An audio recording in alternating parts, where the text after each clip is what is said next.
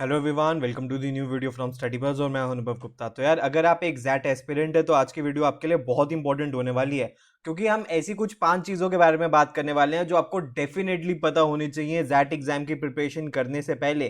क्या क्या है वो चीज़ें, चलिए एक एक करके डिस्कस करते हैं। तो फ्रेंड्स, इससे पहले हम स्टार्ट करें, I would like to request you, please channel को सब्सक्राइब करके बेल आइकन प्रेस कर देना ताकि सारी इंपॉर्टेंट वीडियोस की नोटिफिकेशन आपको मिलती रहे। और आप हमारे साथ इंस्टाग्राम पे भी कनेक्ट हो सकते हैं। हमारा इंस्टाग्राम हैंडल है StudyBuzz_education। तो फ्रेंड्स, हमने जैट क्रैश कोर्स लॉन्च कर दिया है। अगर आप इसमें एनरोल करना चाहते हो तो इसकी वैलिडिटी 7 जनवरी तक है। ये वीडियो कोर्स है जिसको आप चाहे तो किसी भी विंडोज लैपटॉप, एंड्रॉइड फोन या आईफोन के अंदर प्ले कर सकते हो। एप्पल लैपटॉप में नहीं चलेगा, किसी भी एक डिवाइस में ये चलेगा। 100 आवर्स ऑफ वीडियोस आपको quant, verbal, decision making, LRDI और जीके की मिलती है। 4 इंटरेक्टिव ई बुक्स मिलती हैं आपको। 8 फुल लेंथ जैट मॉक्स मिलते हैं। 12 प्रीवियस ईयर पेपर्स मिलते हैं। टॉपिक वाइज टेस्ट मिलते हैं। और इसकी जो फीस है वो 3900 रुपीज़ है, जिसमें आप course videos, e books, XAT mocks और प्रीवियस ईयर्स आपको मिलते हैं। अगर आप इसमें एनरोल करना चाहते हो तो आप हमारी वेबसाइट पे विजिट कर सकते हो, और वहीं पे अगर आप चाहो तो टेस्ट सीरीज में भी एनरोल कर सकते हो। इसके अंदर आपको 8 फुल लेंथ मॉक्स मिलते हैं।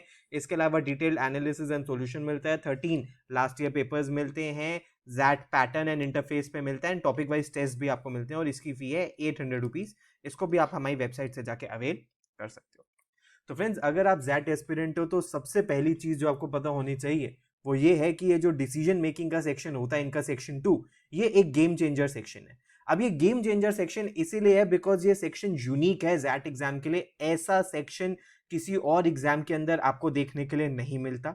और डिसीजन मेकिंग के अंदर ये चीज देखी गई है टाइम एंड अगेन, या तो ये बच्चों का स्कोर बहुत सब्सटैंशियली इंक्रीज कर देता है या गिरा देता है।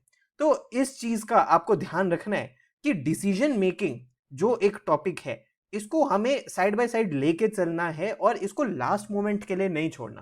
बिकॉज लास्ट मोमेंट पे बच्चे पैनिक कर जाते हैं। और डिसीजन मेकिंग में क्या क्या पूछा जाता है और करना कैसे, इसके बारे में डिस्कस करते हैं। यहां पे आपको सिनेरियो बेस्ड क्वेश्चंस पूछे जाते हैं। मोर और लेस आपके पास 7 से 8 केसलेट्स ये पूछते हैं, रफली एक आइडिया अगर मैं दूं तो। सिनेरियो बेस्ड क्वेश्चंस होते हैं, डेटा बेस्ड क्वेश्चंस भी पूछ सकते हैं किसी एक सेट के अंदर, and logical reasoning based questions भी होते हैं। किन टॉपिक्स पे होते हैं ये होते हैं एथिकल डिलेमास जो बिजनेस के अंदर हो सकते हैं, CSR के ऊपर हो सकते हैं, ह्यूमन रिसोर्स मैनेजमेंट इश्यूज के ऊपर हो सकते हैं, मार्केटिंग एंड सेल्स चैलेंज के ऊपर हो सकते हैं, फाइनेंशियल डिसीजन मेकिंग पे, ऑर्गेनाइजेशनल बिहेवियर पे हो सकते हैं। इसके अलावा इकोनॉमिक पॉलिसीज, गवर्नमेंट की उसके इम्पैक्ट पे, government regulations and their implications on business पे हो सकते हैं। Social issues with economic dimensions हो सकते हैं। पर्सनल एंड प्रोफेशनल एथिक्स पे हो सकते हैं। मॉरल डिलेमा पे हो सकते हैं। सोशल जस्टिस एंड इनइक्वालिटी पे, सोशल जस्टिस एंड इक्वालिटी पे हो सकते हैं। अब इसको करने का तरीका क्या है, तो एक बात आप मान के चलिए, अगर आप जैड 15 साल के पेपर या 10 साल के पेपर पास कर लेते हो स्पेसिफिकली डिसीजन मेकिंग के, इसके अलावा आप 7-8 मॉक्स और दे दो, that would be more than sufficient. बच्चे हर साल मैक्सिमम पास्ट ईयर पेपर्स जो करके जाते हैं, उनको डिसीजन मेकिंग के अंदर कोई बहुत प्रॉब्लम होती नहीं है। तो बस लॉजिकली आपको इसके अंदर चलना होता है, कोई ज्यादा डिफिकल्ट नहीं होता। और जब आप 10 साल के पेपर प्रैक्टिस कर लेते हो, आपको समझ आ जाता है कि यार डिसीजन मेकिंग कोई बहुत ज्यादा मुश्किल नहीं है। तो इस सेक्शन का आपको सबसे ज्यादा फायदा उठाना है, और इसकी प्रैक्टिस पहले से ही, नवंबर से ही आपको करते चलनी है। अक्टूबर नवंबर से धीरे धीरे एक एक दो दो सेट इसके प्रैक्टिस करते चलने हैं, ताकि आपको एंड में प्रॉब्लम ना हो। उसके अलावा बच्चों को बहुत ज्यादा कंफ्यूजन होती है जीके को लेके। देखो, जीके इंपॉर्टेंट है, बट इनिशियली एक्सेलराई अपनी शॉर्टलिस्टिंग में जीके का स्कोर कंप्यूट नहीं करता, और जीके का जो स्कोर है वो बाकी कॉलेजेस भी कंसिडर नहीं करते। जीके का अगर हम बात करें, इस साल सेक्शन के अंदर कुछ चेंजेस हैं कि पहले 25 क्वेश्चन पूछे जाते थे, इस साल रिड्यूस करके 20 क्वेश्चन करेंगे। इस बार का ब्रेकअप भी इन्होंने बता दिया कि 12 क्वेश्चन करंट अफेयर से होंगे और 8 क्वेश्चन स्टैटिक जीके से होंगे। तो एक फर्दर अपडेट भी इन्होंने बताई हुई है कि जो जीके सेक्शन का स्कोर है वो एक्सेलराई एक्सक्लूसिवली यूज करता है सिर्फ अपनी फाइनल सिलेक्शन प्रोसेस के अंदर। इनिशियल शॉर्ट लिस्टिंग के अंदर जीके का सेक्शन यूज नहीं होता। तो इस बात का आपको ध्यान लेके चलने की जरूरत है। तो अगर आप रेगुलरली न्यूज़पेपर पढ़ रहे हो, करंट अफेयर्स कर रहे हो, तो आपको इतनी प्रॉब्लम नहीं आएगी। हाँ, जीके इंपॉर्टेंट है, लेकिन इनिशियल शॉर्ट लिस्टिंग के लिए इंपॉर्टेंट नहीं है। और बाकी कॉलेजेस आपके सिर्फ 3 सेक्शंस का ही स्कोर देखते हैं, जो कि है आपका VALR का, डिसीजन मेकिंग का, और आपका क्वांट DI का। वो जीके का स्कोर एज सच नहीं देखते हैं। नेक्स्ट, एक और चीज जो आपको जानने की जरूरत है कि जैट एग्जाम के अंदर, कि LRDI इतना टफ नहीं है जितना कैट एग्जाम के अंदर। कैट एग्जाम एक बेंचमार्क सेट कर देता है LRDI का, लेकिन जैट एग्जाम की फिलॉसफी थोड़ी डिफरेंट है। एलआर का कोई अलग से सेक्शन जैट एग्जाम के अंदर और डीआई का भी नहीं है। एलआर को इन्होंने क्लब कर दिया है वर्बल एबिलिटी के साथ, और वर्बल एबिलिटी से रिलेटेड ही ये क्वेश्चंस पूछते हैं। फॉर एग्जांपल ये आपसे complex LR puzzles as such नहीं पूछते, आपसे एलआर में पूछा जाते हैं syllogisms, critical reasoning, cause and effect, analogies, इस टाइप के क्वेश्चंस पूछे जाते हैं। तो जिन बच्चों को कैट की एलआर बहुत ज्यादा टफ लगती है उनको जैट की एलआर इतनी टफ नहीं लगेगी, क्योंकि एज सच इतने उस टाइप के क्वेश्चन यहाँ पे नहीं पूछे जाते कॉम्प्लेक्स अरेंजमेंट्स के। अगर डीआई के बारे में भी हम बात करें तो डीआई भी अलग से सेक्शन नहीं है, डीआई को मर्ज इन्होंने क्वांट्स के साथ कर दिया। और यहाँ पे क्वेश्चंस किस तरीके से पूछे जाते हैं आपसे, टेबल्स के, पाई चार्ट्स के, बार ग्राफ के, केसलेट्स के, जिसके अंदर आपको इंटरप्रिटेशन करनी होती है, समराइजेशन करना होता है और इंसाइटफुल एनालिसिस करना होता है ऑफ द डेटा जो आपको दिया होता है।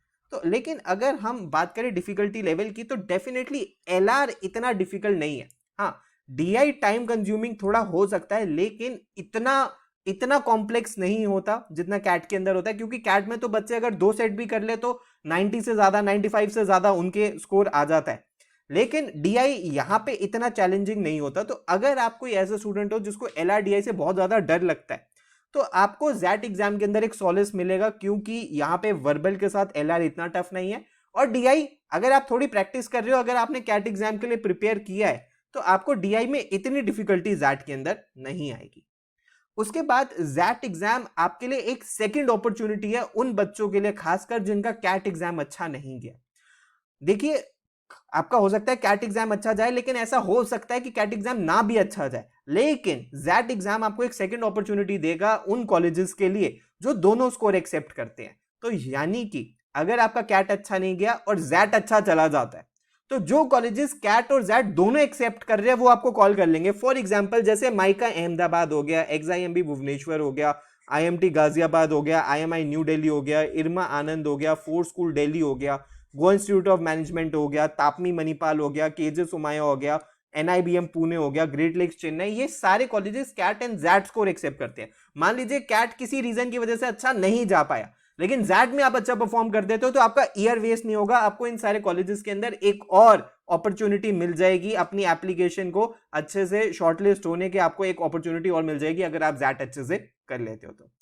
उसके बाद बच्चों को एक बहुत डर होता है कि सर हमने क्वेश्चन छोड़ दिए तो हमारे ऊपर बहुत पेनल्टी लग जाएगी। जैट में तो क्वेश्चन छोड़ने की भी पेनल्टी होती है, लेकिन वो इतनी बड़ी कोई खास पेनल्टी नहीं है। अगर आप जैट 2024 का देखो तो यहाँ पे 50% से भी कम मार्क्स में आपको एक्सेलराई की कॉल आ सकती है। फॉर एग्जाम्पल मान लीजिए एक्सेलराई की जो कट ऑफ थी वो ओवरऑल कट ऑफ मान लेते हैं अराउंड 95 परसेंटाइल थी, ठीक है। सो 95 अगर हम मान के चले मैक्स बीएम प्रोग्राम की थी, तो अगर 74-75 क्वेश्चंस में से अगर आप 26 1/3 भी स्कोर कर लेते हो तो आपको एक्सेलराई की कॉल आ सकती है। तो यानी कि इतनी कोई बड़ी पेनल्टी नहीं है क्वेश्चंस को छोड़ने की, तो उससे आपको घबराने की जरूरत नहीं है। आपको जो स्कोर है अपना, अगर आप 30 से 35 मार्क्स के बीच में ले आते हो तो बहुत ही अच्छा है, बट अराउंड 30 मार्क्स भी अगर आप स्कोर कर लेते हैं आउट ऑफ 75-76 मार्क्स तो भी आपको एक्सेलराई की कॉल आ जाएगी, प्रोवाइडेड आपका सेक्शनल भी क्लियर हो जाए। तो आपको सेक्शनल वाइज भी परफॉर्म करना है, तो क्वेश्चन छोड़ना इसके लिए आपको कोई घबराने की जरूरत नहीं है। और ऊपर से जब आप 7-8 मॉक्स दोगे तो आपको पता भी लग जाएगा कि क्वेश्चन छोड़ने से आपका कोई बहुत ज्यादा नुकसान नहीं होता। तो फ्रेंड्स, ये थी कुछ बहुत इंपॉर्टेंट टिप्स जैट 2025 को लेके। वीडियो पसंद आए तो लाइक जरूर करना, प्लीज हमारे साथ इंस्टाग्राम पे जरूर कनेक्ट हो जाना। और अगर आपको हमारे क्रैश कोर्स में या टेस्ट सीरीज में एनरोल करना है तो हमारी वेबसाइट है, यहाँ पे आपको कंप्लीट डिटेल्स मिल जाएंगी। अगर आपकी कोई भी क्वेरी है तो आप हमें व्हाट्सएप ईमेल कर सकते हो। So thanks a lot, all the best, God bless you.